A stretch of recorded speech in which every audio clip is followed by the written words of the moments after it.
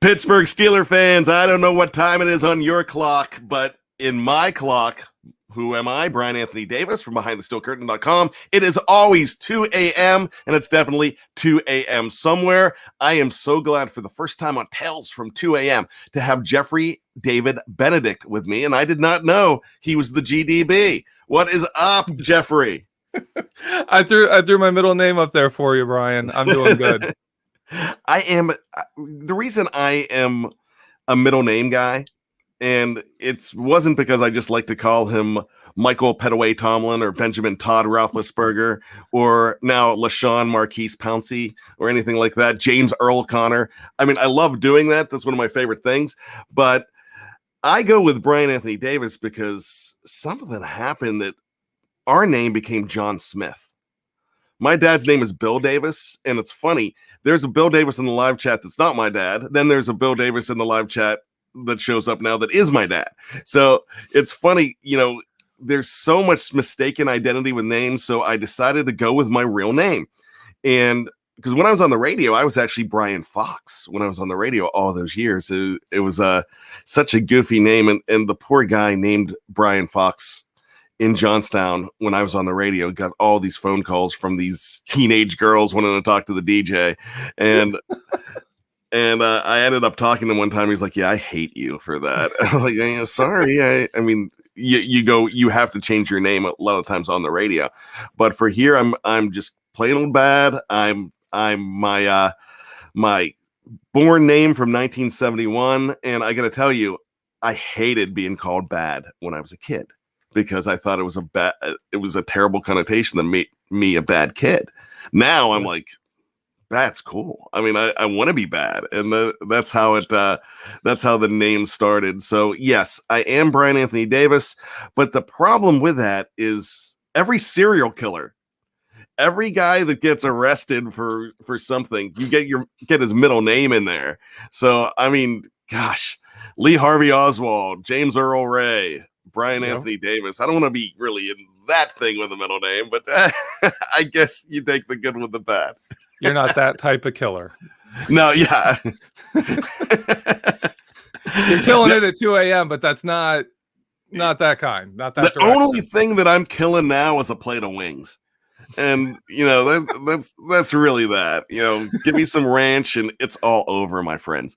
So anyways, enough about my name. I took up 2 minutes and 30 seconds on that nonsense, but it's so great to have you on the show. This is a much different show. And you're used to Geoffrey on whether it be The Curtain Call or Know Your Enemy with Michael Anthony Beck. I don't know what his middle name is. We'll have to find that out. It's probably something cool and Canadian. I mean, I don't know what a real Canadian name would be. Michael Jacques Beck. But anyways, you're used to that show. And that is probably one of the best shows that we have on our network. And it's about to get better. And I'm going to go ahead and tease that. The reason it's about to get better, we're going back to the interview portion, which nobody works with a person coming in from another site or another fan base and talks better than Geoffrey and Michael. Michael, he's the interview guy. Geoffrey breaks it down, and they're going to be talking to college guys. And this is the great thing. Well, I believe, if I'm not mistaken, I hope I don't mess this up, but you're looking at a major, big-time SEC college coming up this week. Is that correct? That is the plan. As long as they hold up and don't cancel on Michael, which happens a lot. As long as they show up, it's going to be big. And that's the thing. So you'll have an opportunity to talk to these guys about guys that are projected in the first round, guys that are projected for the Steelers to possibly pick, but guys that these analysts can bring up that is maybe a cornerback that has a 4th round grade that would be perfect for the Steelers, or a defensive lineman that would come in 6th, in the 6th round that you could bring in and make a big difference, because we've seen guys come in the 6th round or the 4th round and be very valuable to this team. My gosh, if we had a guy from Louisiana last year telling us about Kevin Dotson, we would have gotten all excited for this guy. So, that's going to be a great show. So I'm excited for that. This show is going to be a whole lot different. This is just about mayhem and fun. And that's what it is. This is about memories. If you want to know all about the Steelers of today and what they're going to do at center and how they're going to manage the quarterback situation now that Ben's back, we have a million shows that's going to talk about that. We have so many shows that's going to talk about who to get in the first round. This show is to talk about your Steeler fandom, and that's what we do. And every Steeler fandom has roots. And that's what I want to ask you about first before we get started. It's this, like I said, it's all about your love for the Steelers. Everybody in the live chat, especially if you're here now, man, and ladies, if you're here for a reason, because it's the offseason. There's so many other things you could be doing. You could be binge watching Bridgerton, which I had to do a couple months ago with my wife. But you could be doing that. Or you have black and gold running through your veins and you want to know everything and you want to talk about the Steelers because it's fun. It's home to you. That's the only reason that I talk about the Steelers as much as I do, because it's home. I'm a very nostalgic guy. If you know anything about me, I love talking about stuff from way back. And that's why Tony and I, the reason we do the retro show together, Geoffrey, is because we bonded over Bailey Quarters from WKRP in Cincinnati. She was not the hot one, because Jennifer Marlowe, played by Lonnie Anderson, was the hot one. Yeah. And then when you're growing up in the Pittsburgh area or Western Pennsylvania, at 4:30 in the mid 80s on WTAE, because we only had 3 networks back then. We didn't have Fox yet. We only had 3 networks. You're watching WKRP growing up at 4:30 on Channel 4.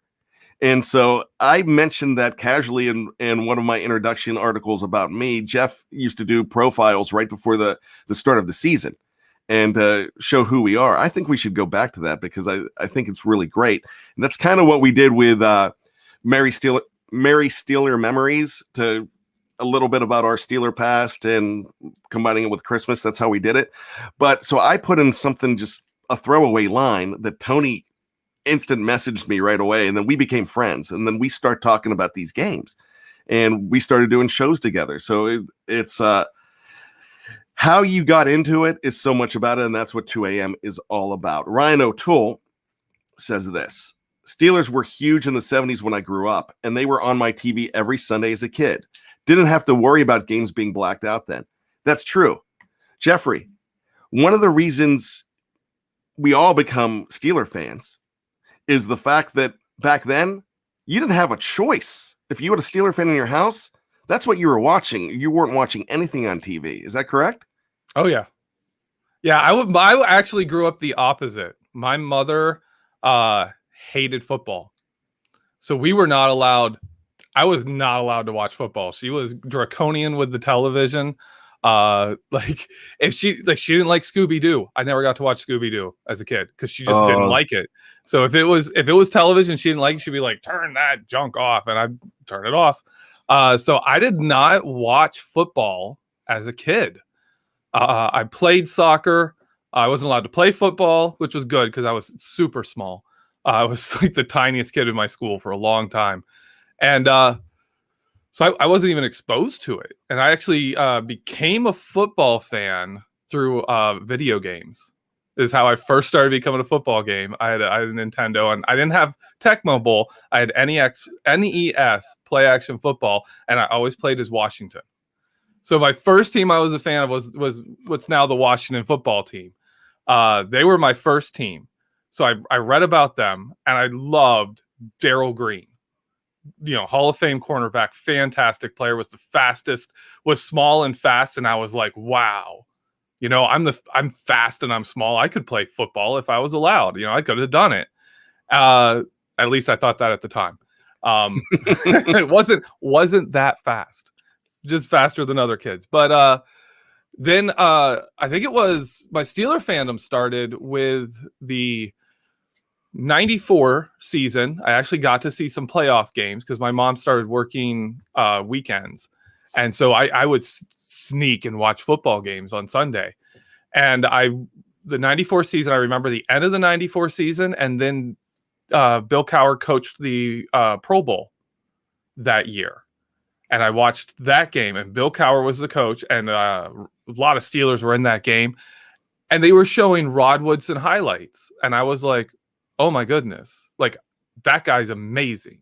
The stuff he does is incredible. And I started watching the Steelers the next season. So I was on board for the 95 season and all that entailed. And then, yeah, Rod Woodson by far made me a Steeler fan. He was the reason. And I stuck around after that. You know why Bill Cowher coached the Pro Bowl back then, right? Because he wasn't it. You lost the championship game. Yeah. So I hated every time I saw the chin on the sideline in Hawaii, because I'm like, no, because that's that was kind of the reward and punishment. You got far, all right, you get to go to Hawaii, but hey, you didn't go to the Super Bowl and you lost in the AFC Championship. So he coached a few of those, which was absolutely a shame. I remember watching that game and thinking, my goodness, if the Steelers had a Curtis Martin or Marshall Faulk were the two young running backs in that game, and they just absolutely dominated. And Bill Cowher was yelling on the sideline. I just remember that. Well, I love the fact that that's how you got into football. That's a great story, because it's really fun to talk about our roots in football. You actually did it a little bit more. You had a sneak football, just like I had a sneak my dad's penthouse that I found in the under the bed. No, I'm just joking. I'm joking, but I'm not. But it's 2 a.m. somewhere, folks. But you know what? So when talking to our Aussies, when we're talking to Mark Davison and we're talking to Matt Peverell, that's exactly how they got into it too. Because here you have guys that are more into rugby, and that's the culture in Australia, and they found it by playing Madden. And it was guys like, for Mark Davison, I believe it was James Ferrier that really he had that one guy that was awesome in Madden, and I could probably tell you the time. It was probably around 2004, because that's when Ferrier was amazing. So I'm sure it carried over to Madden. But a lot of people got into football because of video games. Me, I got into it because of football cards, and like I said earlier, that's all that was on the television. Because it was on a Sunday, you went to Sunday dinner at Nana's house. We had this. It was usually pasta and meatballs, and my gosh, her meatballs were so famous that it was mentioned in her obituary. She was known for these Italian meatballs. They were absolutely incredible. She would make fried dough. That's why we all had we all have heart conditions, because like those brunches were like big pasta dishes, fried dough and meatballs. So you would have the fried dough and meatballs without sauce for breakfast. Then a couple hours later, you would turn around and have meatballs, pasta, sauce with the ribs for brunch. And then not brunch, for lunch. Then you turn around. Oh, it's 1 o'clock. Everybody's pouring into the living room and you're watching the game. And then when we didn't go there on Sunday, my dad was watching the game. And so I just got into it. And here I am. I have these guys on my football cards. And well, it doesn't hurt when you're growing up in the late 70s, early 80s, because the late 70s, you had all those guys on the team. And where I grew up was Johnstown. And who's from Johnstown? What Hall of Famers from Johnstown? Do you know this? I don't know hometowns for players. Jack Ham was from Johnstown, Pennsylvania. Went to Bishop McCourt High School. Right. And if I would have went to a Catholic high school, I would have went to Bishop McCourt. It was 10 minutes from my house. And so, growing up in Johnstown, he's on all the local commercials. He's doing Penn State football too. He ends up doing Penn State football later on as the analyst, which I believe he still does. So you have that connection to the Steelers. And we did not have ESPN. We had ESPN, but it wasn't big yet. We didn't have Madden football. We didn't have everything where you can be introduced to other teams like you can. You basically saw the Steelers. and it was awesome. And that was the team. And it's great when I talk to Kevin Smith about getting into teams, how he got into it. He got into it in a different way too, because he grew up in Jersey. So it's so interesting to find out how everybody gets into it. A lot of people got into it around the time you did too. I know Jeff Hartman was really big into it in the 90s. A lot of people look back to the team that they started with as their favorites. So he's into Lloyd, and he's definitely into guys like Lloyd and Kevin Green and Rod Woodson and the Carnell Lakes. And so, that's how we got into it. And that was a magical time too. Pittsburgh has a lot of magical times in their history. So that's what makes it great. There's so many times where they were competing.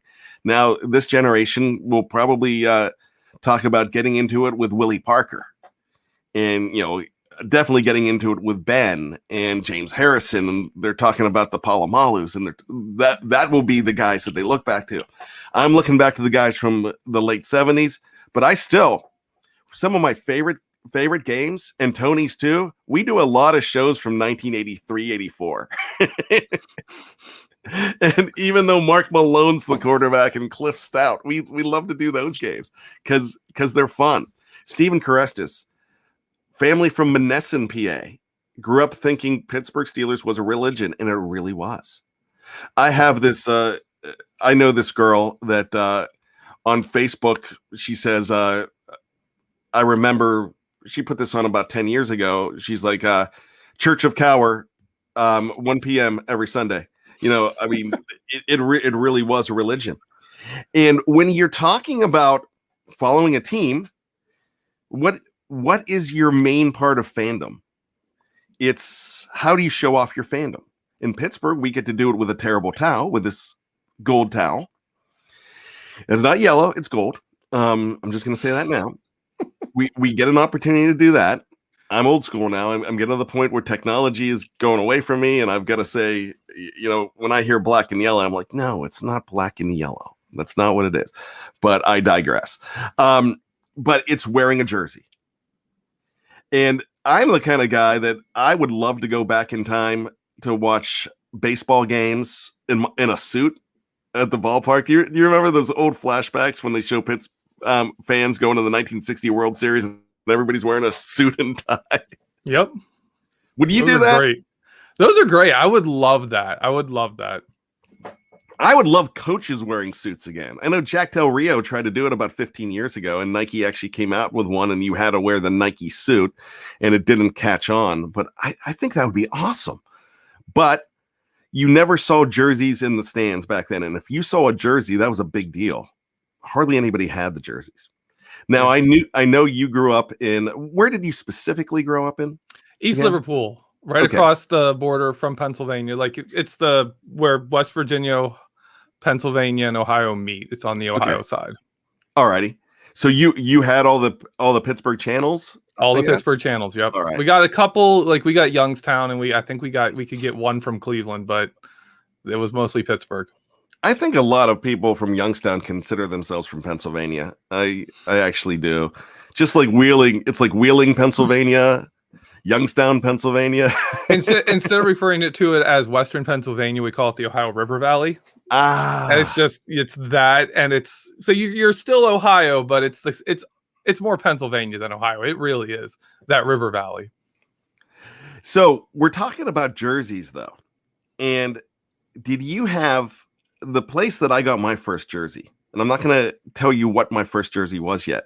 And I'm going to want to know what everybody's first jersey was. And I know you're wearing your first jersey, and we'll talk about that in a little bit. I think that's awesome. I cannot wear my first jersey because it barely fits my son now. That's how long ago. I'm talking 1980 was my first jersey. So, and I still have it. It's 41 years old. But I got that first jersey at Hills Department Store. Did you have Hills? Oh, yeah.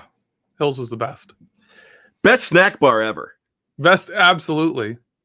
And I used to get the ices at Hills with different teams on them. I actually one year I collected every single team.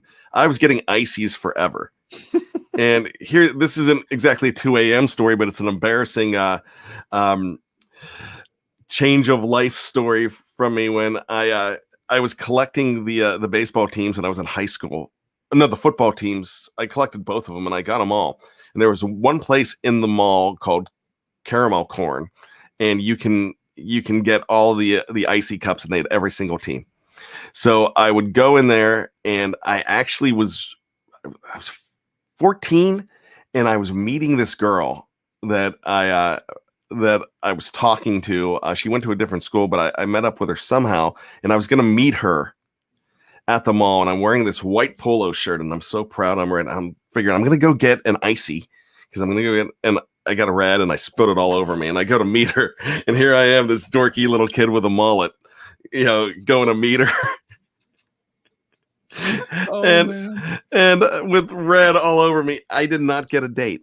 It did not work. Yeah, no, that's and I thought, oh, it'll be all right. I'll just say I spilled something on me. But yeah, that's not good. Steelers fan 1823 says Hill's popcorn. Yeah, Hill's popcorn was really good. Hill's was great.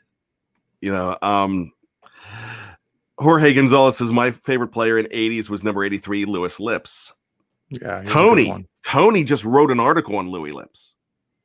I think it just came out either yesterday or today. Check that out. I know that Tony got inspired because the last two retro shows we did featured Louis Lips in it. So, and Louis Lips came to my high school. I remember that.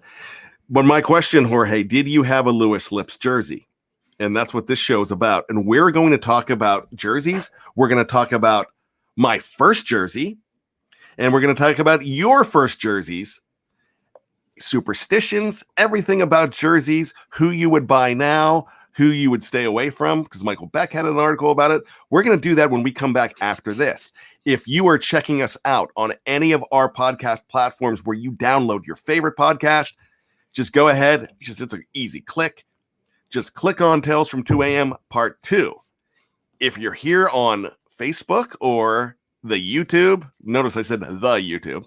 So if you're there, just go ahead, take a stretch. We're going to be back in 10 seconds. You're going to find out my first jersey and Geoffrey's first jersey and all about jerseys right after this.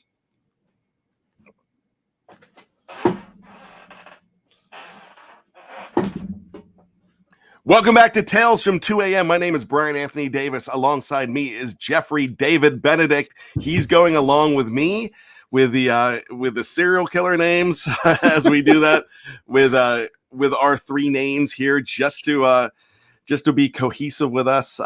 We've even given fake names to everybody else. Jeffrey Bartholomew Hartman, I believe it is.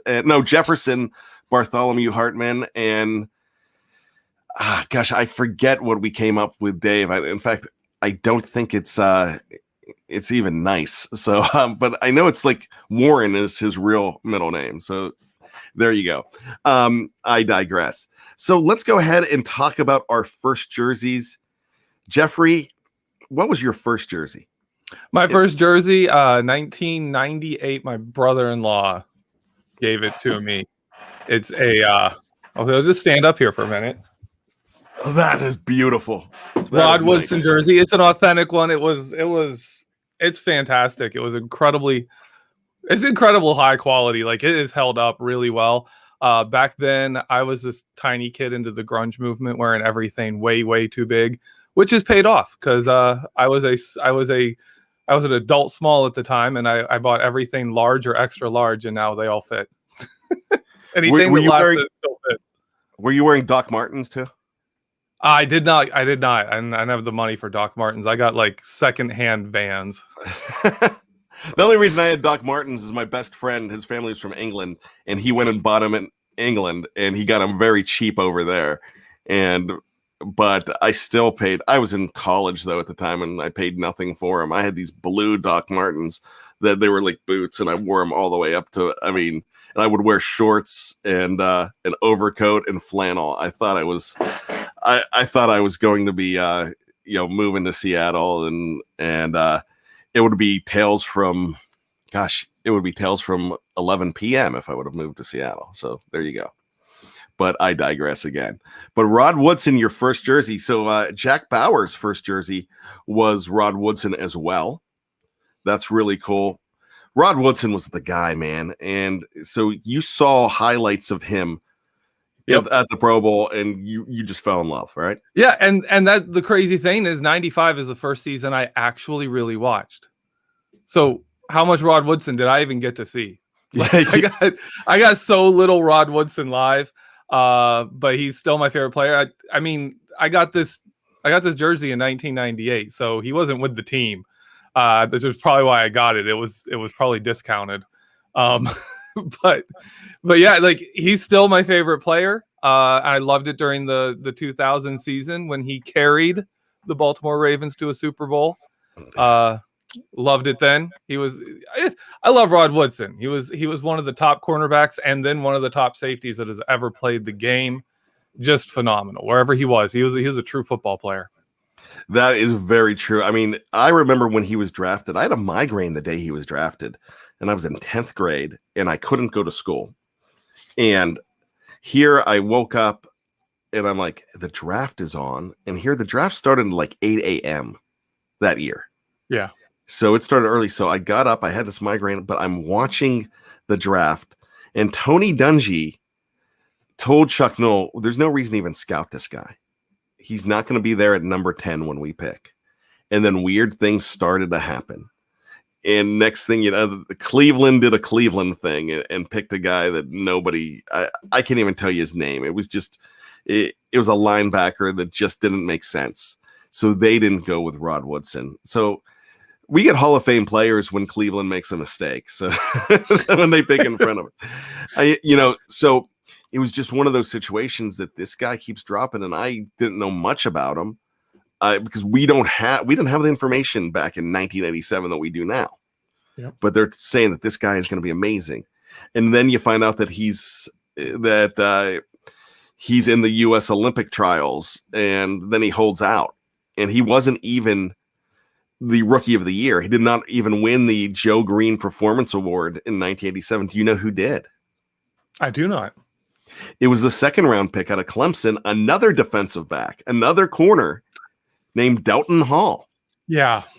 So, and Delton was pretty good too. I think he had 5 interceptions his rookie year. Then I think he hardly had any after that. He had a fantastic rookie year, and that was it.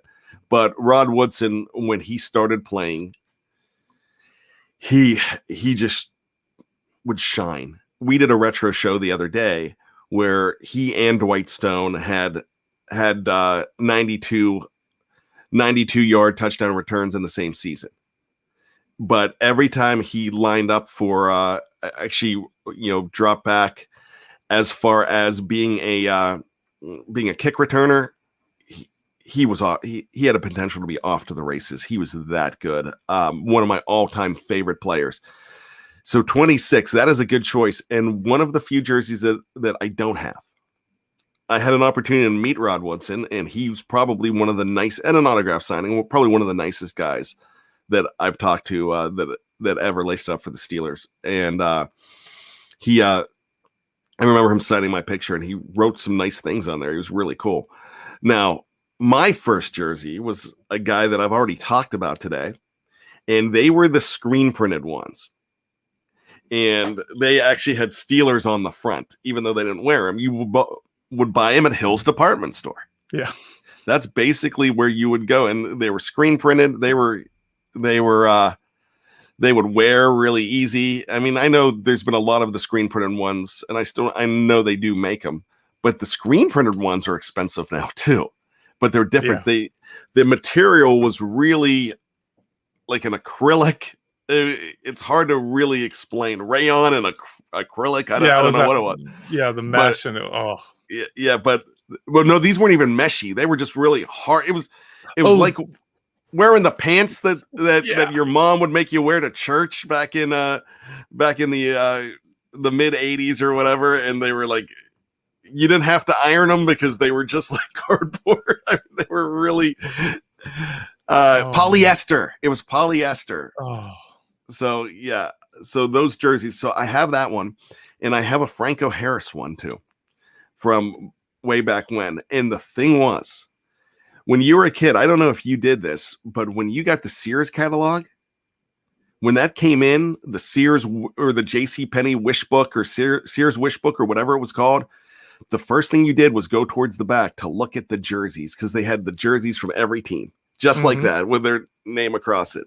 And there was always that one kid that would get one from the Seahawks, and he'd be wearing it in school because he'd get it for Christmas, and it was really cool because nobody saw those. He'd be walking around with Steve Largent or Jim Zorn,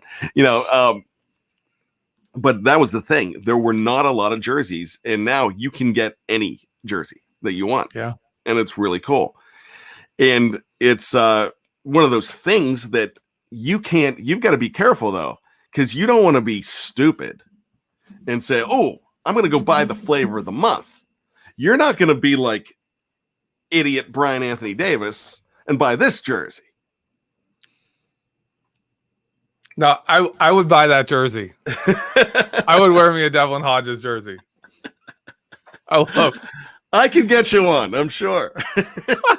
They're probably pretty cheap now.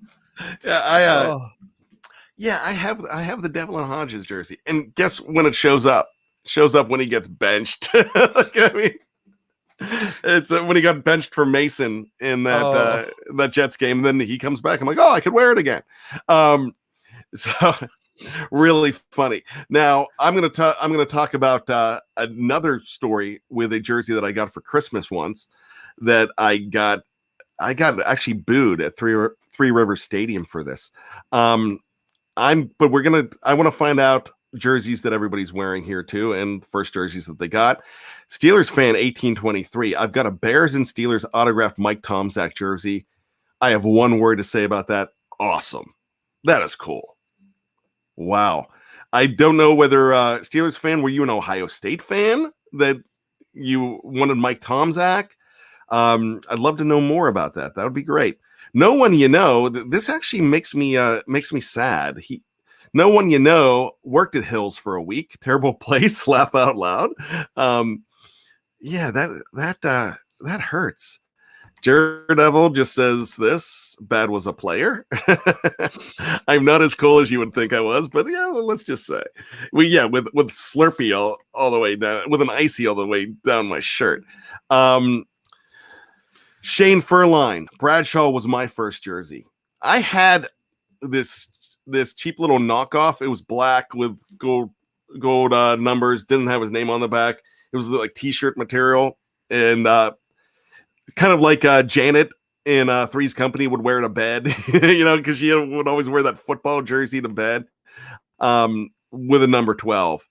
And then my parents, it was so raggedy, my parents threw it out, and I rescued it out of the garbage, and they're like, we threw that out. I'm like, no, we're not getting rid of this yet. So Jared Devil's first one was a Stuart Toddler jersey, still has it. Just like my Jack Ham. I was a kid. And not only did I wear my Jack Ham jersey, I wore it for Halloween too. I had a Steeler helmet, and this was before you had the Hutch helmets. And you didn't have those Hutch uniforms back then. I had a Steeler helmet, and in 5th grade, I was Jack Ham. No, it was 4th grade. I was Jack Ham, something like that. So Anthony Herman asked, where's the best place to get a Tuitt jersey in Erie, PA? I love what he said about kneeling during the national anthem. A Tuitt jersey, most of the stuff you can get online now. Michael O'Malley says this. I was a poor kid. My first jersey was 86 Hines Ward. Still have it. A lot of people's first jerseys were a Hines Ward. That Hines Ward was great. I just bought one a couple years ago, and I still have the tags on it. I've just kept it, and I have another one autographed by Hines too, that I think I got off of eBay for some reason when I was in between lives, and I was like, oh, I've got some money. I'll do that. Stephen Carestis. Jerome Bettis was my first jersey as a kid. After his career, I ended up going back and hunting down a Rams Bettis jersey for the collection as well, as Bettis is my favorite of all time. Ryan O'Toole says Rod Woodson was his first. Kyle Schofield, big fan of the show, big friend of the show, and now we're getting a hashtag pay Kyle. If you don't know that Uncle Dave owes Kyle Schofield a BTSC shirt. So, and he still hasn't done it. And now everybody wants to pay Kyle. Kyle Schofield, that kid's awesome. His first one was Palomalu, and he has followers. Kyle Schofield has more fans on BTSC than I do. I will tell you that. So there's no hashtag pay bad. I will tell you that. I mentioned my dad earlier. There he is. Letting him go 26 was a big mistake. Yeah, it just didn't work. Man, if they would have kept Rod Woodson, they could have won the Super Bowl in 97. Geoffrey, do you believe that? Because I do. Oh, yeah, or 2001. Even when they had, they had their safeties were not good in 2001. Rod Woodson was one of the best safeties in the NFL. Like, even if he had gone, because I understand they're not going to pay him, he got overpaid in San Francisco.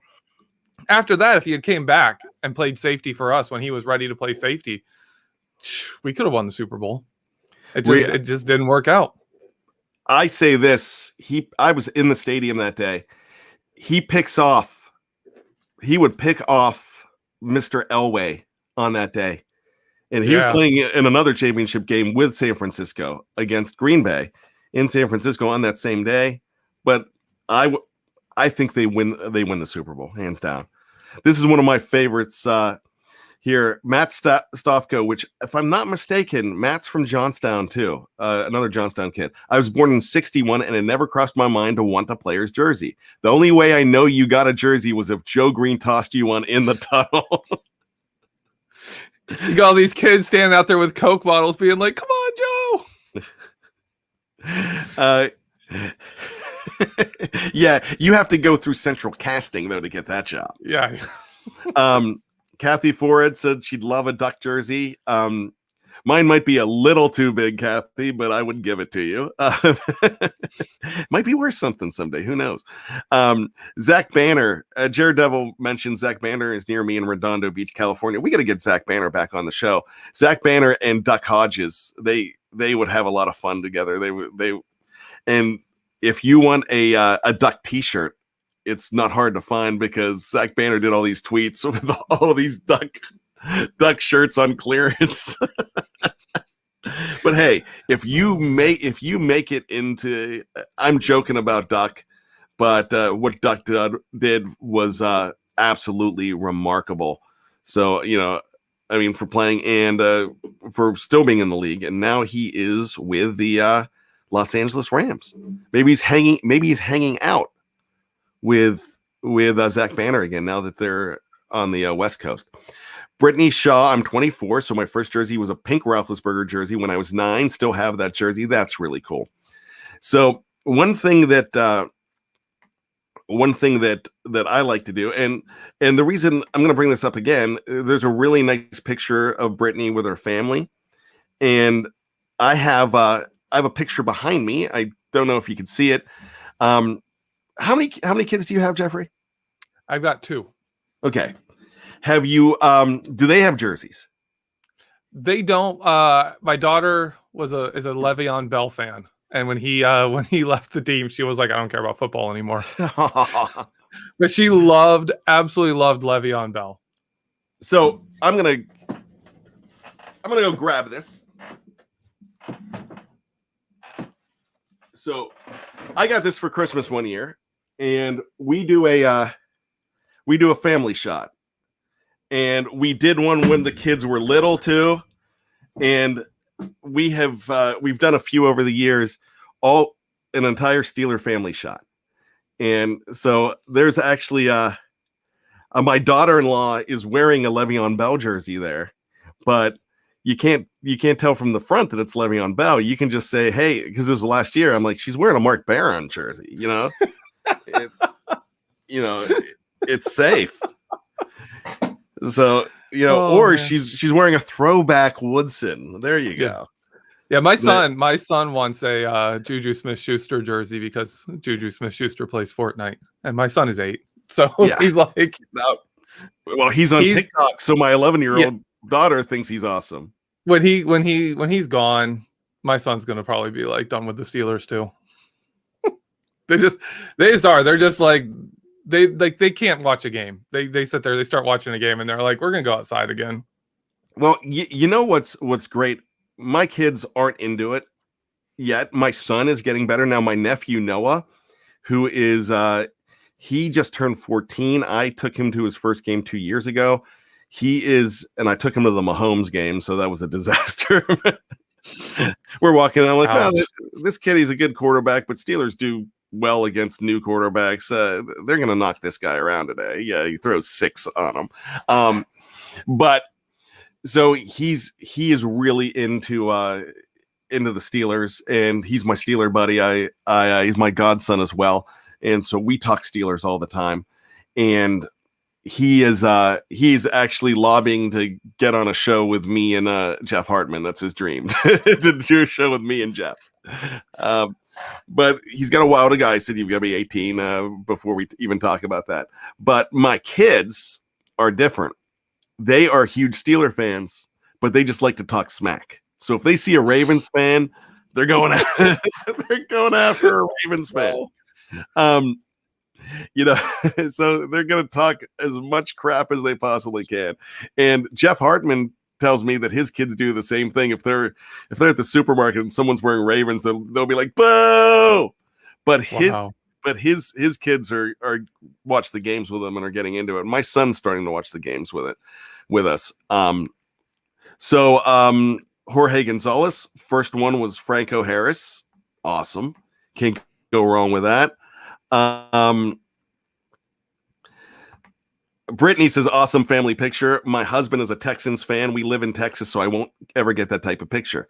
Brittany, there's nothing wrong with that. Now, my sister, her stepson is an Eagles fan.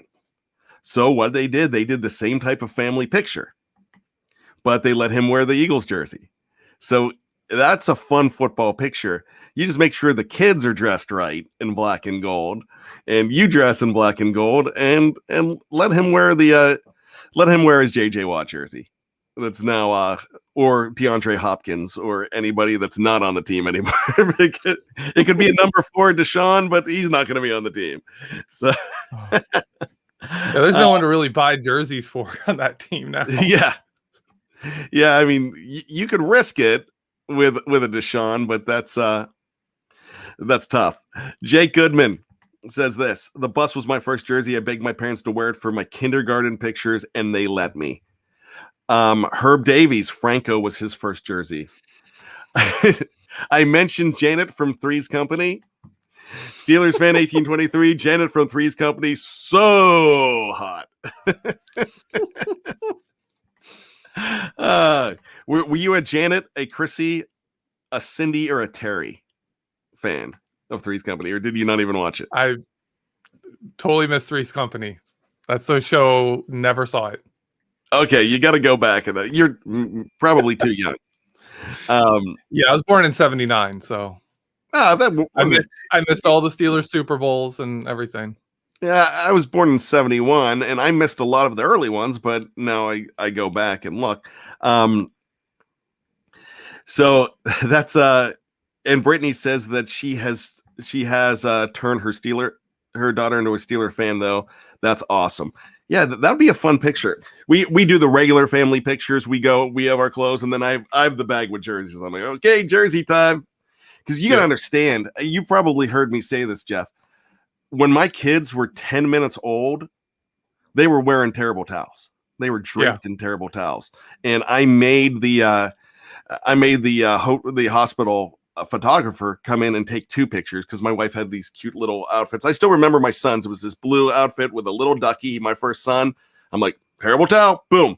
And so they had to take an official hospital picture with the terrible towel as well.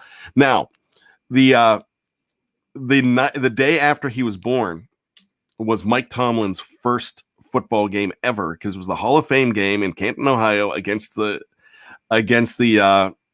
the New Orleans Saints, and I just remember a Ravens fan comes in, and he had to give him some kind of inoculation or a shot or whatever, and he's wearing Ravens Reeboks, and he saw the terrible towel on his little bassinet that I draped, or the little hospital plastic Tupperware container that they put the kids in. So I had it draped on there. I was like, yeah, I don't know about this. And so he gives my son the shot. I'm like, see, son, never trust a Ravens fan. They're going to try to hurt you. Oh, my daughter was born. I've talked about this before a couple of times, but my daughter was born February 1st, 2008, and she was decked out in Steelers gear. We were back in, we had moved back to Pittsburgh, and yeah, she was decked out in Steelers gear. And then on her first birthday party that evening was the Super Bowl 2008, February 1st, 2009. Right. She had her little Steelers outfit on, and she could twirl a terrible towel at 1 year old on her birthday. She could do it. It's one of our proudest. She had to hold it like half of the towel, so it's like half draping down, but she could get it moving. It was great. She stayed up. We gave her for years. For years, we would go over to my brother-in-law's house, and she would be allowed to have ice cream, like anything she wanted, as long as she during the Steelers game. And she loved going to Steelers games because she would get treats and she'd get to play with their dog. And that was her favorite thing. And now they're talking about like our kids' experience. My son actually prefers watching film to the actual game. Like he'll come in and be like, Dad, what are you working on? And I'll show him the clips and I'll talk him through what's going on in the play. And he loves probably because I get so excited about him. I get fired up watching Bud Dupree highlights where he's just absolutely like crushing people and stuff in the run. And so he'll come and be like, Dad, can we watch that guy?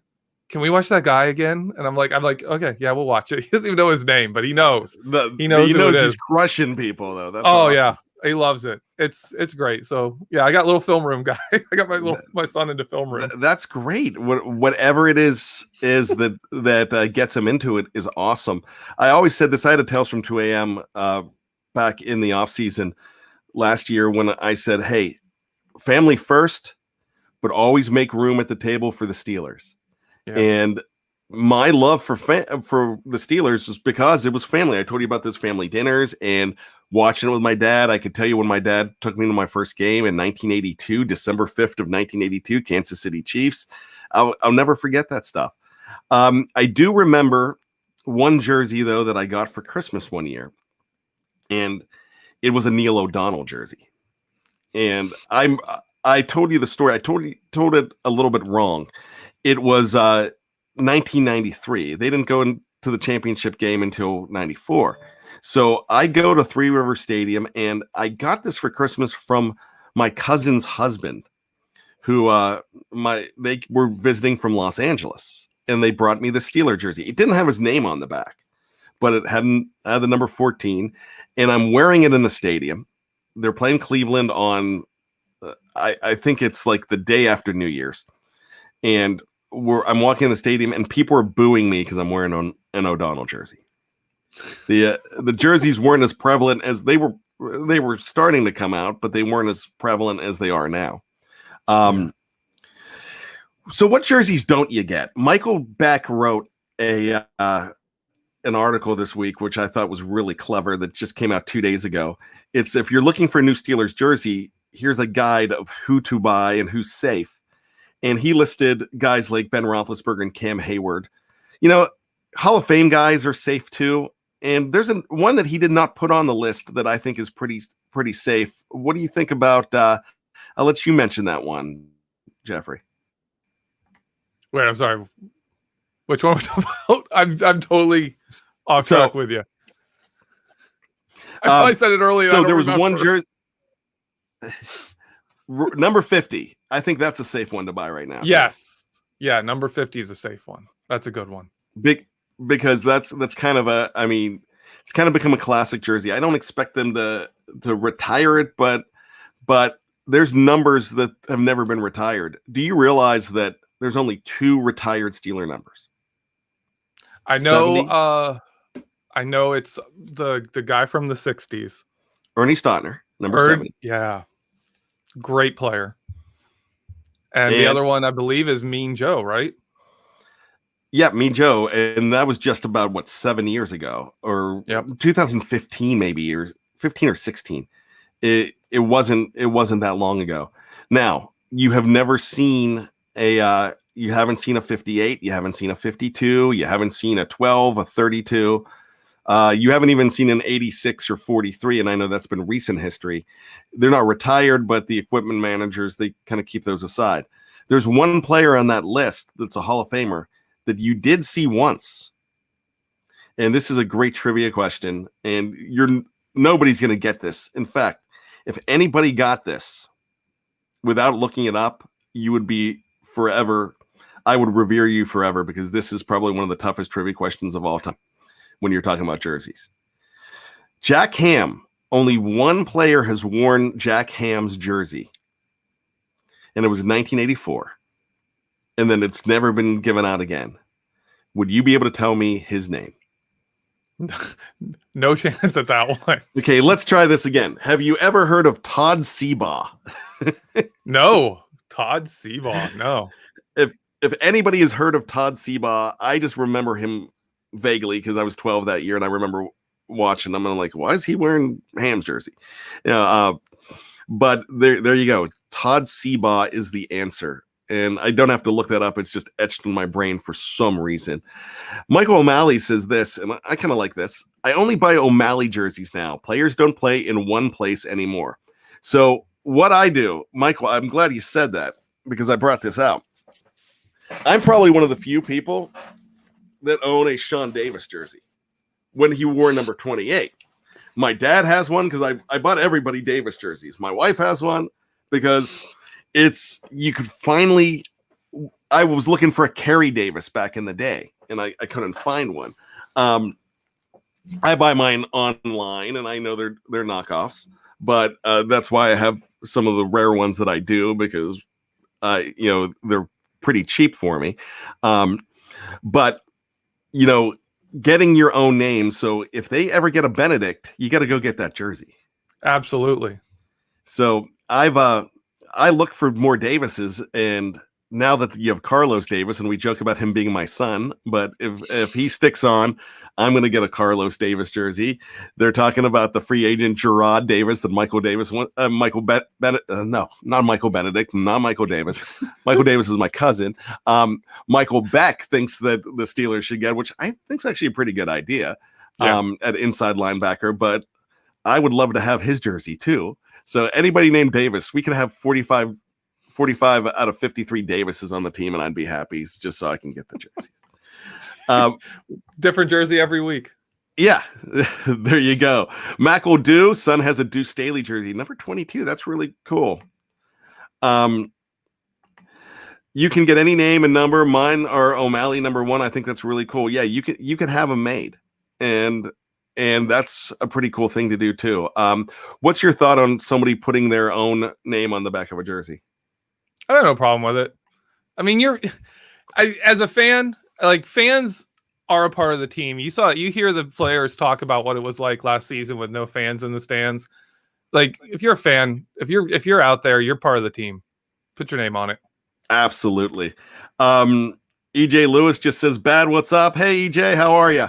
I got to tell you, this is a lot of fun today, and I really enjoy it. No one says clearly not worthy to wear a Harris jersey. Hams. A Ham's jersey. I'm not worthy to wear Ham. Well, I have it. Gosh, I was 10. No one, I think I was worthy. I was 10. I can't fit into it now, though, so there's no way I would fit into it. But I have ordered a Ham jersey. Don't tell my wife, but I just ordered a few Hall of Famers that I have coming in. So I do have a Ham jersey. So no one, I'm wearing it, and I'm going to send you a picture on Twitter of me wearing my new Ham jersey. So there you go. He's Johnstown. I'm Johnstown. Woo! So with that being said, oh, No one, not you, Bad, that other guy. Okay. I appreciate it, buddy. I don't know if I'm worthy of wearing that jersey either. No one, I'm just playing with you. We're family here. It's fun. I enjoy having, you can always make fun of me at my expense. That's fine. Just don't call me a Ravens fan. There you go. Geoffrey, thanks for hanging out with us today. This was a lot of fun. Anything else to say about jerseys? No, I think we got them all. Wait, real quick. What's your favorite jersey the Steelers have other than their base?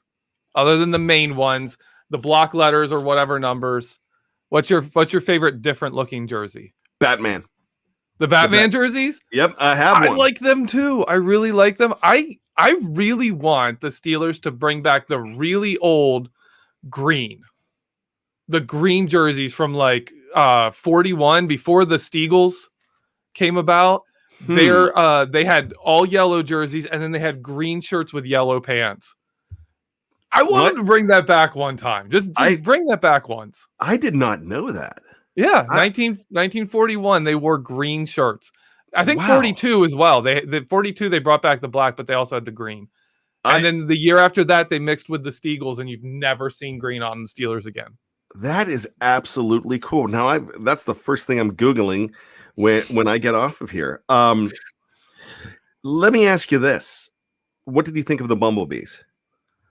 I'm okay with it. Like, I know people don't like all the Steelers alternate jerseys, and I think that's an issue because the Steelers have the best jerseys. The Steelers base jersey is the best jersey probably in all of sports, the best uniform in all of sports. So any alternate jersey they have isn't going to be as good because we already have the best. So I think a lot of people just don't like them because of that. But I love anything different. The Bumblebees, the ones from the throwback to the old Pirates team with the crest on it. I have one of those. Dermontti Dawson. They only wore those twice. The Bumblebee jerseys would have been so much better if they wore black pants. Yeah. I love the striped socks though. Oh, I love the striped socks too. I just didn't like the khaki beige or whatever those pants were. I think they would have been so much better. But it was a throwback to what they wore, so I get it. I don't have my Bumblebee jersey anymore. I got rid of it. It was an Antonio Brown. And I don't burn jerseys. Trust me, I'm not that kind of guy. I just donated Brown and Bell when they left. I donated the Purple Heart Foundation to give somebody else a jersey because I just decided that I was in a mood. So I'm like, you know what? I'm getting rid of stuff, and I don't get rid of Steeler jerseys. I still have one of my worst jerseys. It's a 95, and it's not Greg Lloyd. That's all I'm going to say. Oh. Ouch. I have a Jarvis Jones, yeah. And you weren't reading the jersey rules back then.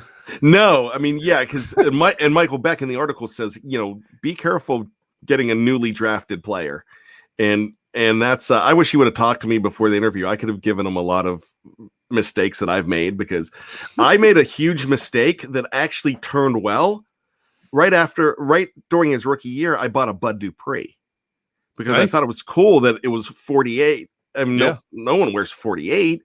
And so I thought it was awesome. So I had a Bud Dupree jersey, and it ended up screwing up in reverse because then he got good. And everybody's like, why do you have a Bud Dupree jersey? I was the only one wearing a Bud Dupree jersey. Nobody was wearing it. And then he got good. And I'm like, well, if somehow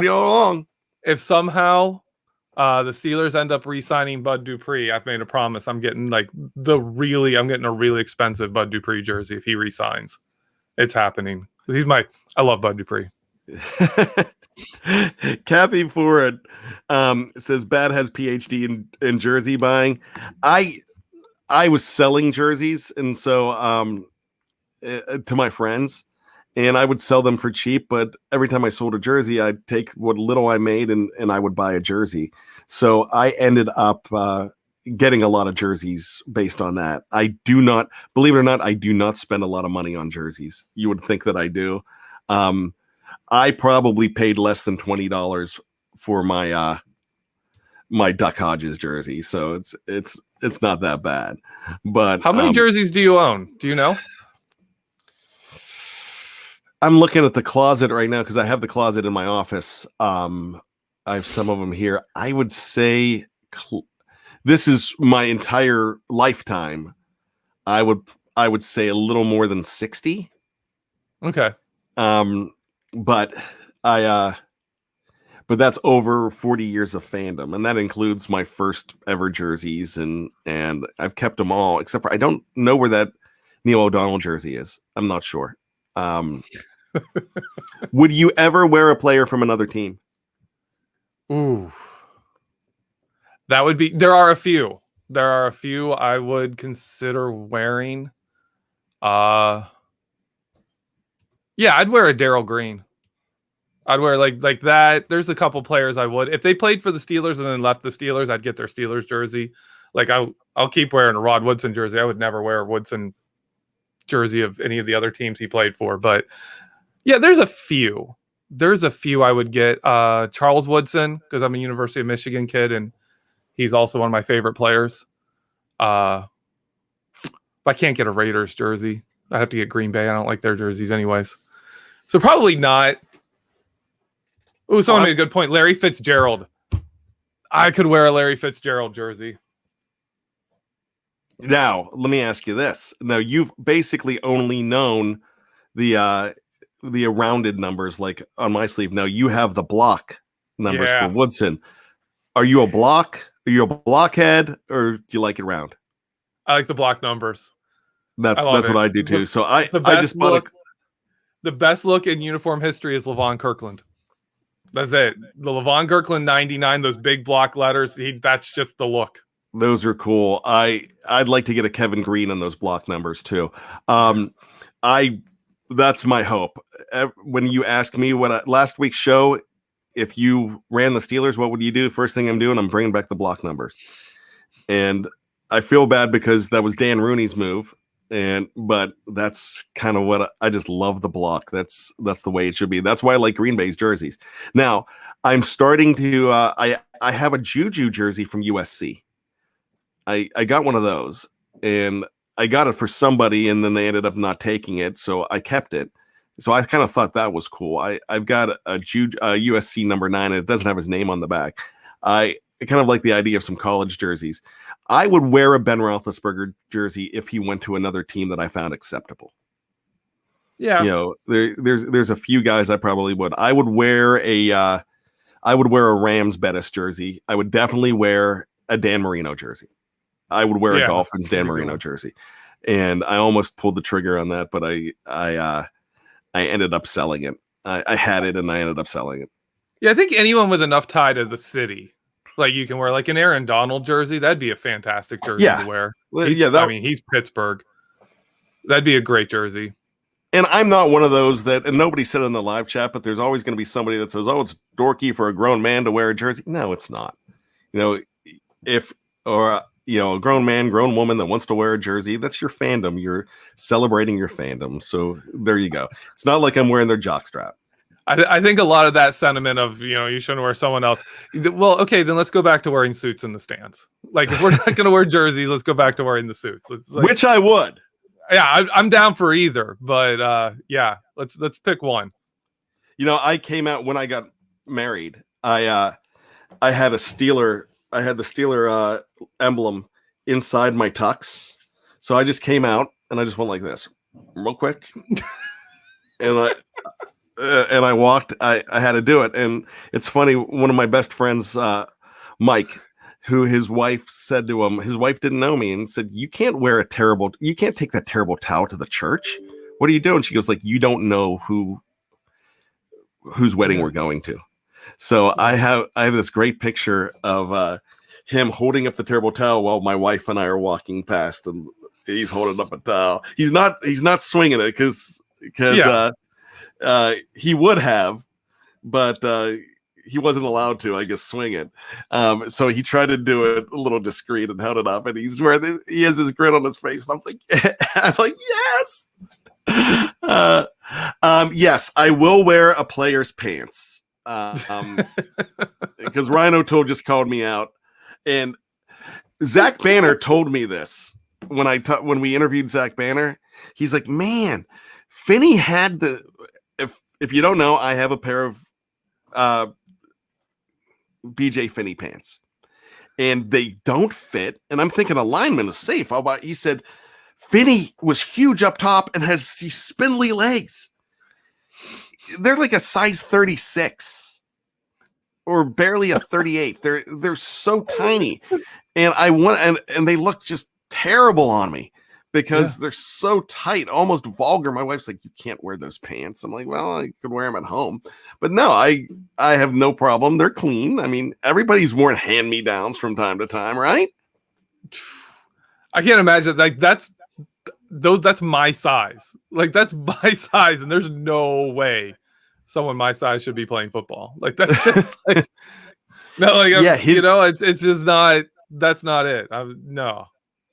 So the next time when quarantine's over and I can go to an autograph signing where the Steelers are set up shop where they sell them, I'm going to look for a giant lineman, and I'm going to definitely look at the tag. I'm not going to assume that the guy's over 300 pounds and he's a lineman and I could fit in his pants.